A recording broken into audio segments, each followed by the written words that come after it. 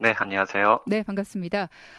드루킹 특검법이 합의가 됐습니다. 네, 어제였죠. 더불어민주당 김현 대변인은 여전히 특검까지 갈 사안은 아니라고 본다. 하지만 국회 정상화를 위해서 합의를 했다. 뭐 이런 이야기를 저희 방송을 통해서 전하신 바 있는데요. 네. 드루킹 특검에 대한 자유한국당의 기본 입장을 좀 알고 싶습니다. 드루킹의 그 댓글 조작 사태에 대해서는 비단 자유한국당뿐만 아니라 예, 바른미래당, 민주평화당 모두가 바라고 있는 사안이고요. 예. 여론조사에 의하면 국민의 또 55%가 특검법에 찬성하고 있을 만큼 많은 관심을 갖고 있는 사안입니다. 네. 당초 평창 올림픽 전후로 해서 댓글 조작이 있었다고 첫 발표가 있었지만 결국 알고 보니까 수만 개의 기사에 대해서 수억 개의 댓글이 달려 있었고 네. 상당히 오랜 기간 조직적으로 이뤄졌던 사태입니다. 음. 민주주의 국가에서는 언론 출판 글의 자유를 상당히 중요하게 보고 있거든요. 예. 그런데 이제 국민의 언론을 잘못된 방향으로 선동하고 조작하려고 했다라는 것은 그 민주주의에 있어서 심각한 그 부정을 가지고 오는 것이고 그에 대해서 경찰이 제대로 수사하지 못했기 때문에 특검이 상당히 중요하다라는 입장을 가지고 있습니다. 음, 일단은 국회가 다시 정상화되면서 많은 국민들은 어느 정도 합의가 됐구나라고 좀 안심을 했었는데 네. 정상화 하루 만에 뉴스에 나오고 있는 이야기가 난항이 예상된다, 뭐 진통이 계속된다, 뭐 이런 이야기가 있어요. 지금 논쟁이 계속되는 이야기가 어떤 건가요?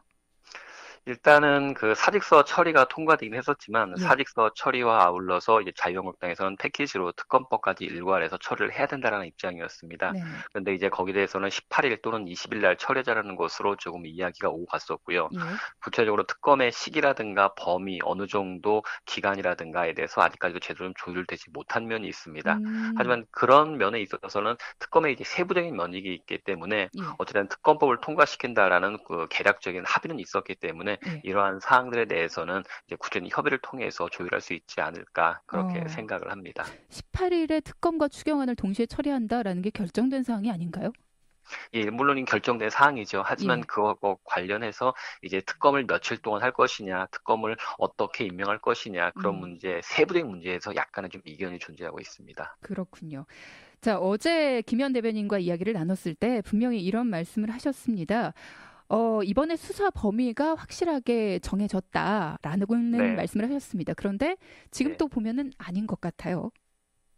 네, 그렇죠. 일단 여당 쪽에서는 민주당과의 연계성이라든가 대통령 또는 김경수 의원과의 연계성에 대해서는 철저히 차단하기 위해서 많은 노력을 했습니다. 네. 그래서 이제 자유한국당에서도 원칙적으로 동의를 했던 것이 특정 정당과 드루킹과의 연계성이라든가 김경수 의원과의 연계성에 대해서는 특검 범위에 넣지 않기로 합의를 했습니다. 예. 또한 특검 법안에 있어서도 그 조항은 특검 수사 범위로 들어가지 않기로 했었고요. 예. 다만 이에 대해서 이제 바른미래당이라든가 민주평화당 등 일부 야당에서 조금 이견을 가지고 있기 때문에 그런 오해가 있는 것 같습니다. 하지만 민주당과 자유한국당에서는 특검의 수사 범위에 대해서는 개략적으로 합의가 돼 있습니다. 아, 그렇군요. 그러면 앞으로 좀 진통을 겪을 만한 부분에 대해서는 쉽게 갈 것으로 보십니까? 아니면 조금 복잡하게 갈 것으로 보십니까? 특검에 있어서는 일단 법안의 통과에 대해서는 합의가 돼 있기 때문에 큰 문제가 있을 것 같지는 않고 다만 음, 이후에 이제 추경이라든가 여러 민생 법안 처리에 대해서도 아직 좀 시간이 좀 부족하고 과연 어느 정도까지 서로 간에 조율돼 있고 예. 검토가 돼 있느냐라는 우려가 좀 있습니다. 음. 일각에서 우려하는 것처럼 18일로 못을 박아놓음으로 인해서 추경안에 대해서는 졸속 심사가 이루어지지 않겠느냐 그런 우려도 있습니다. 네. 아직 뭐 논의 자체가 이뤄진 적도 없는데 갑자기 예산을 처리하라는 건 좀 너무하지 않느냐 뭐 이런 이야기도 오갔다고 하던데요. 예, 그렇죠. 문재인 대통령의 추경 같은 경우에 작년 가을에 또 토했던 추경 역시도 실업자와 일자리를 위한 추경이라고 얘기를 했었지만 그 일부 언론 보도에 따르면 21개 사업 중에서 17개 사업은 기존 예산안조차 제대로 사용하지 못했었고 사업이 예. 지지부진하다는 보도가 있었습니다. 음. 그런데 이제 기존의 예산조차 제대로 사용하지 못하고 있는 상황에서 또 이제 대규모 추경이 올라오고 거기에 대해서 기간도 상당히 짧기 때문에 제대로 심사가 가능하겠느냐 그런 우려가 있고 저희도 일정 부분 공감하고 있는 바입니다. 음, 일단은 늦어진 만큼 많은 시간 동안 공전이 있었던 만큼 좀 빠르게 논의를 좀 해주셨으면 좋겠다는 게 국민들의 마음이고요. 그렇죠. 네. 예, 다음으로 넘어가서 다른 질문도 좀 해보겠습니다. 네. 경기도가 현재 이 얘기로 굉장히 뜨거운데요. 네. 더불어민주당 이재명 경기도지사 후보의 욕설 파일과 관련해서 네. 남경필 자유한국당 후보가 선거 파트너로 인정할 수 없다라는 이야기를 했습니다. 당의 네. 공식 입장도 같다고 봐야 될까요? 아니요, 그 특정 지역의 선거에 있어서 당의 공식 입장이라고 하기는 그렇고, 네. 그건 남경필 후보께서 이제 예. 이재명 후보에 대해서 도덕적으로 철저한 검증이 필요하다. 현대 사회에서 요구하는 정치인이라든가 음. 행정가는 단순히 능력이라든가 인지도만 보는 것이 아니라 철저한 도덕성과 정책 능력에 대한 검증이 필요하다는 점을 부각시키기 위해서 네. 일종의 정치적인 수사로 아마 말씀하신 것이 아닌가 생각합니다. 네. 그리고 오늘 아침에 확인했던 뉴스 기사로 봐서는 욕설 파일 공개는 개인적으로 할 것이 아니라 당과 의논해서 하겠다 이런 말씀을 하셨습니다. 당내 입장은 혹시 정리가 됐나요? 당내 입장에서 이제 그 욕설 파일을 접해 보셨던 분들은 과연 이런 사람들, 이런 후보가 경기도민을 대표할 수 있는 지사에 나오는 것이 바람직하느냐에 대해 상당한 많은 의구심을 가지고 있습니다. 또 네. 국민들도 단순히 욕설 파일이라고 해서 그냥 일반적으로는 단순한 욕설을 생각하고 계시는 것 같은데 그 내용을 들어보게 되면 차마 입에 담기 어려울 정도의 그 극심한 욕설이 많이 있고 이 정도로 스스로의 감정을 절제하지 못하느냐라는 생각을 할 정도입니다. 그래서 음. 도덕성 검증 차원에서 이 부분을 어떻게 그 도민들에게 알려야 하는 것인지를 조금 고민하는 의견이 많이 있습니다. 아직 파일 공개에 대한 부분은 정리가 되진 않았고요. 네, 예. 그렇죠. 일단 지금 인터뷰를 함께 나누고 있는 우리 수석 부대변인님께서는 변호사이시기도 네, 하시죠. 네, 음성 파일 공개가 된다, 뭐라고 한다면 아니면 네, 이 이야기가 계속 이렇게 거론이 된다면 이재명 후보 네, 같은 경우에는 관련된 비방글까지도 모두 삭제하라라고 시한까지 둔 상태인데 이 문제가 네. 법정으로 갈 가능성은 있는지 또 법적인 판단을 한다면 어떻게 진행이 될까요?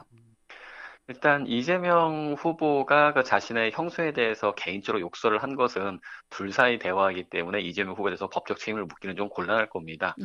일단 명예훼손이나 모욕죄 같은 경우에는 불특정 다수라든가 공개적인 장소에서 행해져야 되는데 네. 전화 통화이기 때문에 뭐 형법적인 책임을 묻는 것은 곤란하고 다만 이제 욕설을 하면서 소리를 크게 높인 경우에는 우리 대법원 판례에 의하면 소리가 상당히 클 경우에는 이 청력에 그 손상을 줄 수 있기 때문에 어느 정도 상당한 고성 같은 경우에는 폭행죄로 처벌한 예도 있습니다. 물론 음. 이제 그 형수와 그 이재명 후보 사이에 논할 수 있는 것은 아닐 것 같고요.